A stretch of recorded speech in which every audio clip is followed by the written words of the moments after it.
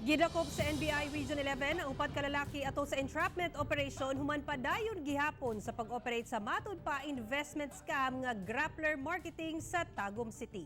Samtang usa sa tulo ka mga wanted sa kasong large-scale estafa gipatay sa Cebu City.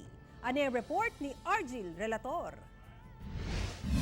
Usa sa mga giaresto mao ang anak mismo sa CEO sa Grappler Marketing nga giilang si Gipo Reith Obero, 25 anyos.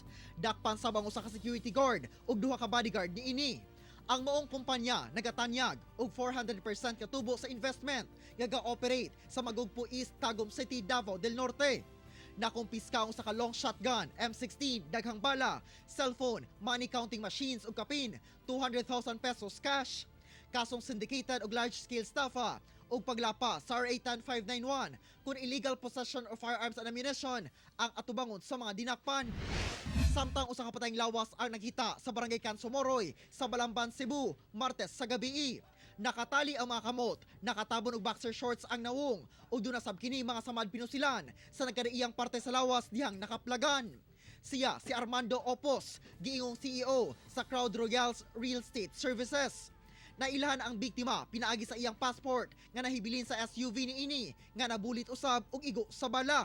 Upat ka basyo sa bala sa kalibre 45 baril ang nakuha pipila ka metros kung asa nakita ang biktima. Si Opos ginapangita sab tungod sa kasong large-scale estafa sa Davao City.